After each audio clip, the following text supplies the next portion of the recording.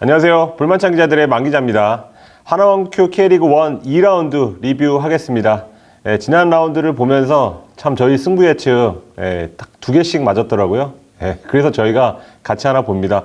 찬 기자 어디 갔냐 이렇게 생각하시는 분들이 있는데 몸이 조금 많이 안 좋습니다. 그래서 이번 촬영은 쉬고 되도록 다음 촬영에는 같이 할 수 있도록 그렇게 준비를 하겠습니다. 싸운 거 아니고 헤어진 거 아닙니다. 다음에는 꼭 같이 돌아올 수 있도록 하겠고, 승부 예측 저희가 뭐 2개, 뭐 3개 찔끔찔끔 이렇게 맞히고 틀리는 것보다는 화끈하게 올킬 아니면 역올킬 한번 해서 이슈를 한번 만들고 싶습니다. 그래서 3라운드에는 둘 중에 한 명이 이왕이면 올킬을 하는 것으로 준비를 한번 해보겠습니다. 그럼 리뷰 들어가겠습니다. 안녕하세요, 창 기자입니다. 제가 대상포진이 와가지고 이쪽에 왔어요. 너무 아프네요, 진짜. 출산의 고통과 맞먹는다고 하더니 제가 여태까지 느껴봤던 통증 중에 최고입니다. 그래서 제가 부득이하게 스튜디오에 나가지 못하고 집에서 촬영하는 점 양해드리고, 라이브도 제가 함께 하지 못했습니다. 너무너무 죄송하다는 말씀 드리도록 하고요. 빨리 쾌유해서 좋은 모습 보여드리도록 하겠습니다. 자, 첫 경기 인천 대전전 난타전 끝에 3대3으로 비겼습니다. 같이 승점 1점씩을 나눠 가졌지만 온도차가 굉장히 큰 경기였습니다. 인천은 뺏긴 느낌이었을 거고 아마 대전은 얻은 느낌이었지 않았을까 싶은데요. 기록을 보면 알 수 있습니다. 인천 이날 무려 22개의 슈팅, 그중 유효 슈팅이 무려 17개나 됩니다. 기대 득점값이 4.63. 가 거의 5골을 넣었어야 되는데 3골밖에 못 넣었어요. 3골도 대단한 수치긴 하지만 이날 보여준 인천의 경기력을 감안하면 좀 아쉬운 부분이었고요. 반면 대전은 7개의 슈팅 중 유효 슈팅이 무려 6개가 됐고요. 기대 득점이 1.61에 불과한 3골을 넣었습니다. 결정력 차이로도 볼 수 있겠지만 인천이 전체적으로 좀 꼬였고요. 대전이 잘 풀렸던 경기가 아니었나 싶습니다. 실제 경기를 봐도 그렇습니다. 인천이 쉴 새 없이 두들기지만 대전의 한 방에 무너지는 양상이었는데요. 보는 입장에서는 굉장히 재밌는 경기가 될 수밖에 없었죠. 경기 간단 리뷰를 해보면 인천이 에르난데스가 선발 명단에 포함이 됐고 대전은 레안드로와 이진현이 빠지고 유광현과 김영욱이 들어왔습니다. 전반 7분이었죠. 이명주가 이창근 골키퍼의 실수를 틈타 선제골을 넣었습니다. 전반 19분 티아고가 집중력 있는 마무리로 승부를 원점으로 돌리고요. 후반 21분이었죠. 이진현의 패스를 받은 김인균이 골키퍼 가랑이를 지나가는 슈팅으로 승부를 뒤집습니다. 10분 뒤 송시우의 패스를 받아 에르난데스가 기가 막힌 슈팅으로 다시 동점을 만들고요. 35분에는 은포크가 다시 승부를 뒤집는 골을 넣죠. 인천의 승리가 유력해 보이던 후반 43분 김인균이 골대 앞에서 밀어넣은 득점이 VAR 결과 득점으로 인정이 되면서 3대3으로 마무리가 됩니다. 인천 지난 서울전에 비해서 이명주, 신진호 라인의 역할 분담이 좀 되는 모습이었고요. 전체적으로 에르난데스, 제르소, 김보섭, 쓰리톱의 속도도 확 산 모습이었는데 좌우 윙백의 지원이 좀 아쉬웠습니다. 특히 김도혁 쪽에서 빌드업이 많이 되는 모습이었는데 김도혁이 아직 윙백에 적응하지 못한 모습이에요. 순간적으로 5백이 될 때 위치나 수비수로서의 자각이 아직 좀 덜 된 모습. 마지막 실점 장면은 먼저 걷어내거나 했어야 되는 거였는데 그러지 못했거든요. 왼쪽에 비해서 오른쪽 공격력이 거의 좀 죽은 모습이었고, 수비 쪽에서도 김동민 선수가 너무 무언가를 하려고 해서 좀 흔들리는 모습 보였거든요. 인천은 나아지기는 했지만 아직 좀 아쉬운. 반면 대전은 전체적인 틀이 좋습니다. 인천이 몰아붙이는 와중에서도 안톤 조이민 라인이 좀 흔들리지 않았고요. 빠른 역습으로 기어코 골을 만들어냈거든요. K리그 1 첫 원정, 그것도 부담스러운 인천 원정에서 승점을 얻었기에 좀 얻은 것이 많아 보였던 경기고요. 특히 이도움을 만든 이진현의 플레이가 상당히 좋았거든요. 이날 공미로 서가지고 활동량, 기술 모든 면에서 좀 돋보였습니다. 키패스를 4개나 했더라고요. KUM으로 하도록 하겠습니다. 대전은 주세종이 부상으로 쓰러진 게 이날 가장 큰 악재가 될 전망입니다. 네, 두 번째 경기는 수원FC와 포항의 경기, 포항이 2대1로 승리를 했습니다. 초반 포항의 기세가 예사롭지가 않습니다. 수원FC를 잡으면서 2연승에 성공했죠. 포항은 지난 대구전과 같은 라인업을 나섰어요. 초반 확실한 틀을 만들겠다는 김기동 감독의 의중이 담긴 라인업이라고 볼 수 있고요. 수원FC는 변화가 많았습니다. 포백으로 전환을 했고 영입된 이용이 바로 선발 라인업에 이름을 올린 게 좀 눈에 띄었습니다. 이승호도 선발 명단에 포함이 됐고요. 초반부터 포항의 페이스였습니다. 포항은 과감한 압박과 침투로 수원FC 수비진을 흔들었죠. 이른 시간 선제골을 넣었습니다. 전반 19분이었죠. 백성동에 올려준 크로스를 고영준이 마무리를 합니다. 부심은 깃발을 들었지만 VAR 결과 온사이드로 판정이 나면서 득점으로 인정이 됩니다. 기세를 올린 포항은 32분 제카의 기가 막힌 침투 패스를 정재희가 마무리하면서 두 골차 리드를 잡죠. 전반 점유율 56대 44, 사실상 포항의 원사이드 게임이었습니다.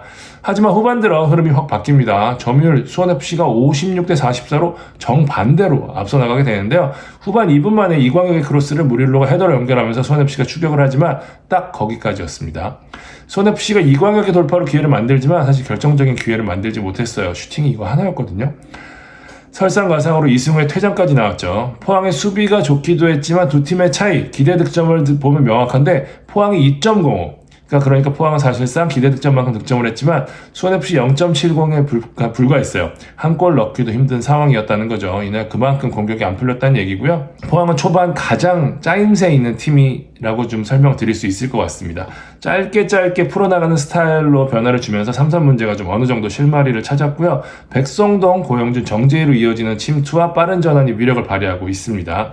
개인적으로는 제카 효과가 좀 크다고 보는데요. 앞선에서 잘 버텨주니까 이선에서 기회를 더 잘 만들어내는 모습이거든요. 그래서 저는 이날 제카를 KUM으로 하고 싶습니다. 아직 100%가 아닌 상황에서 포항의 원톱 곡정을 확실하게 좀 날려버리는 존재감을 보여주고 있거든요. 다만 포항 입장에서는 이날 전반과 후반 간격이 상당히 컸다는 거는 좀 짚어봐야 될 부분이라고 생각합니다. 아직 팀으로서 완성도가 아직까지는 높지는 않다라고 좀 봐야 될 것 같고요. 수원FC는 총체적 난국이었습니다. 이날 수비는 거의 최악이었고요. 잭슨과 이재성 뒷공간 다 털어주고 흘러가는 볼 하나도 따지도 못했거든요. 빌드업도 안 되고. 사실 수원FC가 지난 시즌에 비해서 수비에 공을 더 많이 들였는데 더 안 되는 모습, 초반 안 풀리는 이유라고 봐야 될 것 같고요. 그렇다고 위가 되느냐?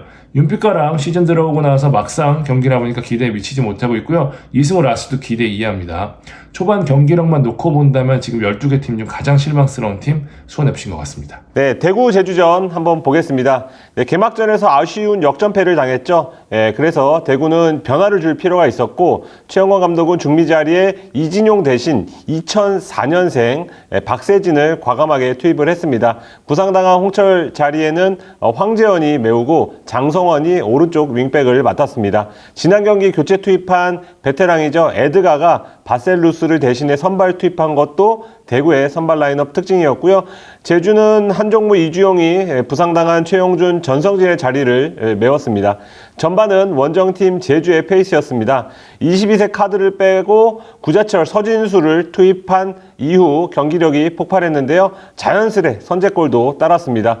윤정환 감독이 엠버서더죠. 30분 정도의 골이 나오지 않을까 이렇게 예측을 했던데 맞아 떨어졌습니다. 32분이었고요.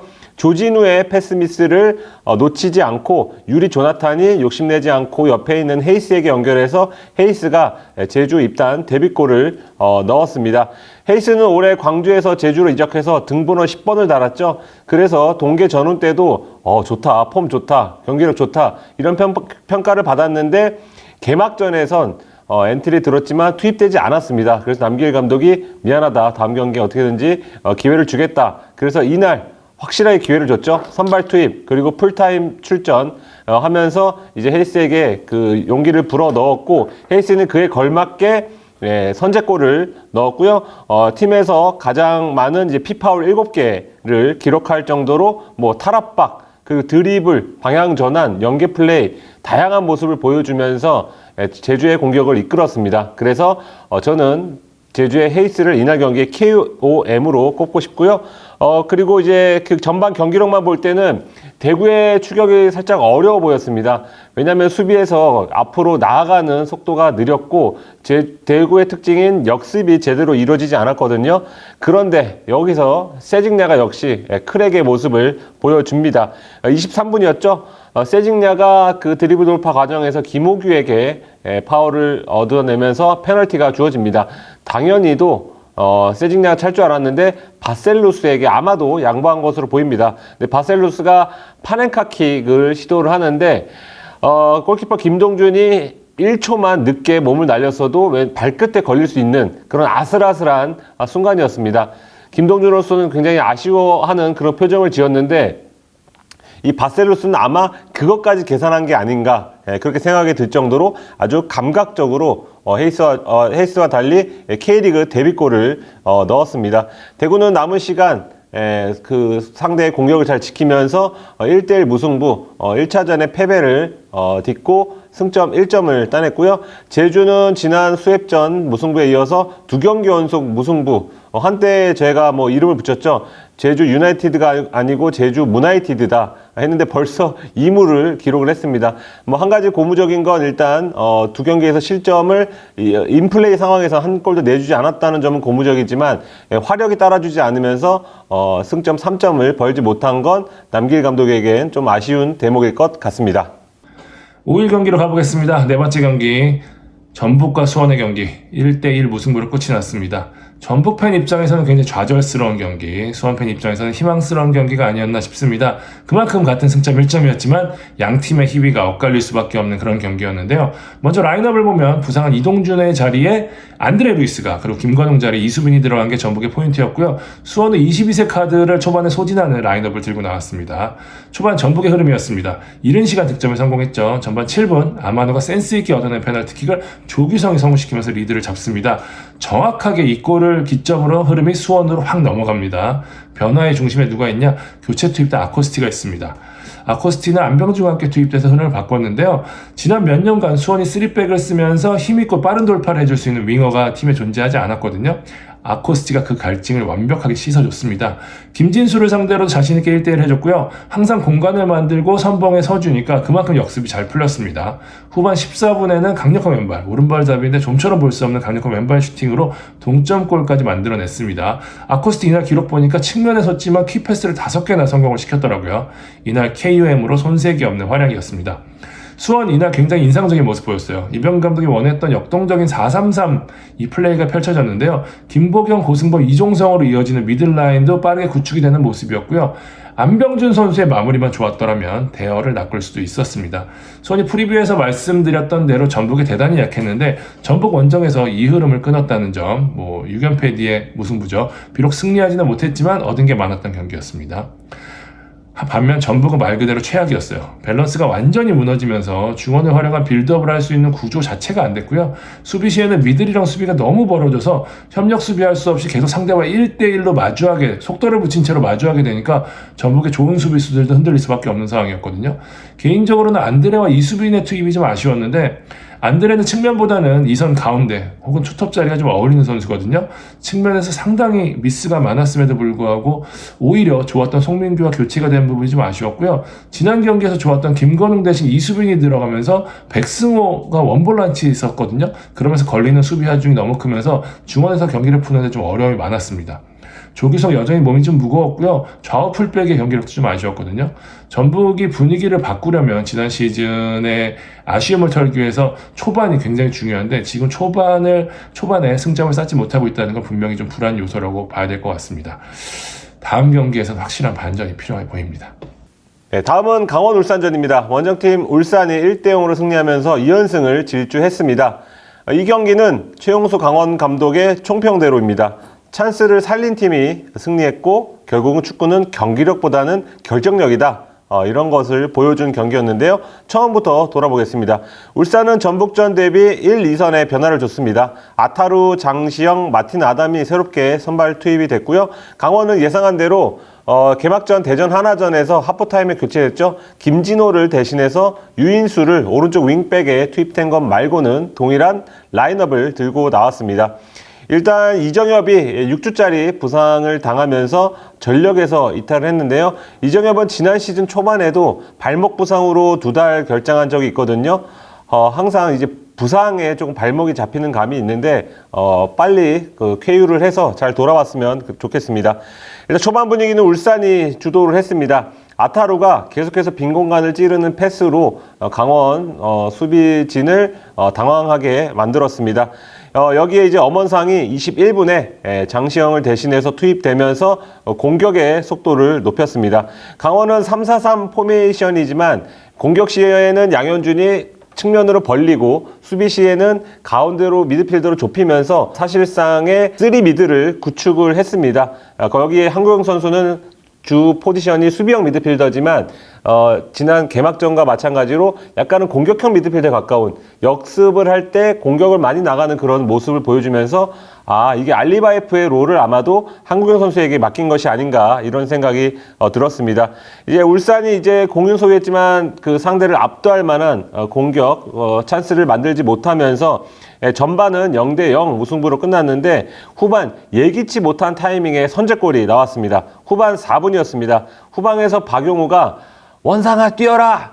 이런 뒷공간 패스를 찔러주죠. 그런데 살짝 공이 길어서 그 화면상으로 봤을 때는 강원이 쉽게 처리할 것으로 보였지만 엄원상이 감각적으로 빨리 달려와서 발끝으로 공을 먼저 건드리고 그리고 골키퍼와 1대1 50대 50 경합 상황에서 이겨내면서 선제 결승골을 가릅니다. 지난 전북전에 이어서 2경기 연속골, 홍명보 감독에 따르면 지난 시즌보다 올 시즌이 더 좋을 것 같다고 할 정도로 기대를 모으는데요. 에이스다운 그런 면모를 보였습니다. 이 골이 왜 중요했냐? 울산은 사실 후반에 상대에게 완벽하게 주도권을 내주면서 끌려가는 그런 모습을 보였거든요. 오히려 점유율도 6대4 정도로 밀릴 정도였는데 그럼에도 불구하고 이길 수 있었던 건 결국은 이 엄원상의 골을 지켰기 때문이고 KOM으로 꼽을 수밖에 없을 것 같습니다. 일단 아까 말씀드렸던 그런 볼터치의 영리함 그리고 문전 앞에서의 침착함도 그렇고요. 사실 강원 원정이나 뭐 원정 경기는 언제나 힘들지만 그런 원정 경기를 이겨낼 수 있다는 그런 어떤 담대함까지 보여줬다는 점에서 저는 엄원상 선수가 이 경기의 주인공이라고 좀 봅니다. 강원은 9개의 슛으로 유슛이 1개에 그칩니다. 일단 크로스 위주의 단조로운 공격 패턴이 잘 먹혀들지 않았고 전방에서 유슛을 만들어줄 수 있는 선수가 나타나지 않으면서 지난 대전 하나전에 이어서 2경기 연속 무득점 그리고 K리그에서 유일한 2연패 팀이 됐고요. 반면에 울산은 2연승을 질주하면서 2연패를 향한 기분 좋은 시동을 걸었습니다. 네, 다음은 광주 서울전입니다. 서울이 2대0으로 승리를 했습니다. 전반은 광주, 후반은 서울이 지배한 전형적인 두 얼굴의 경기였습니다. 광주는 전반에 아니 이 정도로 상대를 압도할 수 있나? 경기장에 노란색밖에 안 보일 정도로 포지셔닝도 좋고 약속된 플레이도 굉장히 인상적이었습니다. 정경호 해설위원 이날 데뷔전을 치렀는데요. 정경호 해설 말 맞다나 전지훈련지에서 얼마나 착실히 훈련했는지를 이날 볼 수 있었습니다. 그 중에서 가장 폼이 좋았던 선수는 7번 에이스죠. 엄지성이었습니다. 경기 시작 후 전반 23분 만에 혼자 3개의 슛을 쐈고요. 39분엔 역습 상황에서 한 50m 드리블, 손흥민이 연속하는 그런 드리블로 득점까지 성공을 했는데요. 결국 골취가 됐지만 그 50m를 달린 뒤에도 골문 앞에서 상대를 침착하게 제치고 득점할 수 있는 이 선수가 얼마나 성장을 했고 앞으로 또 얼마나 성장할지 궁금해지는 그런 장면이었습니다. 서울로서는 전반에 굉장히 좀 자존심이 상할 만한 그런 경기력이었기 때문에 하프타임 교체는 불보듯 뻔한 일이었고 아니나 다를까 안익수 감독이 하프타임에 3장을 교체했는데요. 그 3장의 교체 자원이 좀 놀랍습니다. 투톱으로 출전했던 일류첸코 주장이죠. 여기에 거의 유일한 국대 황의조가 있긴 하지만 그 전까지 유일한 국대였던 윙어 나상호 그리고 중원의 핵심인 파로세비치 이 3명을 빼고 다른 선수들을 이제 뭐 한찬이라던가 윌리안, 박동진을 투입하면서 변화를 줬습니다. 근데 이 변화가 주요했습니다. 일단 박동진 선수는 전방에서 압박이 되고 헤딩 경합도 잘해주기 때문에 상대 수비진을 굉장히 힘들게 할 수 있는 그런 선수고요. 한찬희 선수는 파로세비치보다 볼 키핑이 잘 되는 선수로 알려졌죠. 그리고 윌리안은 일단 볼 간수도 잘 되지만 일단 빠르기 때문에 역습에 최적화된 선수입니다. 그러니까 전체적으로 긴장감, 안정감 이런 스피드가 늘어났기 때문에 광주가 상대한 서울은 전반의 서울과 후반의 서울은 다를 수밖에 없었다. 그런데 여기서 이제 변수가 발생하죠. 엄지성 선수가 후반 9분에 김진환 선수를 향한 파울로 경고를 한 장 받습니다. 그런데 1분 뒤에 같은 선수를 상대로 다시 한번 태클을 하면서 추가 경고를 받아서 퇴장을 당합니다. 여기서부터 경기가 서울 쪽으로 급격히 기우는 그런 모습이 되고요. 사실 수적 열세 속에서도 이정효 감독은 공격 앞으로를 외쳤고 공격을 했지만 결국은 이제 세트피스 그리고 크로스에서 임상혁의 크로스를 오스마르가 헤더로 선제골로 연결하고요. 그리고 공격에 올라왔을 때 그 뒤에가 좀 비었죠. 그 과정에서 이제 윌리안 선수의 패스를 받은 이시영의 크로스를 박동진이 헤더로 넣으면서 2대0으로 서울이 승리를 했습니다. 저는 KOM은 오스마르로 하겠습니다. 이번 득점으로 K리그 9시즌 연속 득점 진기록을 세웠고요. 외국인 선수입니다. 참고로. 그리고 팀 내 최다인 3개의 슛, 그리고 양팀 통틀어 가장 많은 6개의 인터셉트, 그리고 팀 내 최다인 공중볼 경합 성공 7개를 기록하면서 공중전과 어떤 육지전에서도 뛰어난 모습을 보였다. 그리고 서울이 무엇보다 2경기에서 지금 단 1실점에 그치고 있을 정도로 수비진의 안정감을 이끌고 있는 것도 베테랑 오스마르입니다. 이 경기는 뭐니 해도 경기 끝나고 이제 이정효 감독이 저렇게 축구하는 팀에 져서 분하다. 이 멘트 때문에 한바탕 난리가 났습니다. 여러모로 다음 아마도 상암에서 펼쳐지겠죠. 다음 서울 광주전도 여러모로 재밌을 것 같습니다. 네, 지금까지 따로 이원화해서 창기자 따로 저 따로 이제 리뷰 6경기 했는데요. 저희는 다음 3라운드 프리뷰에서 찾아뵙겠습니다. 지금까지 볼만찬 기자들이었습니다. 감사합니다.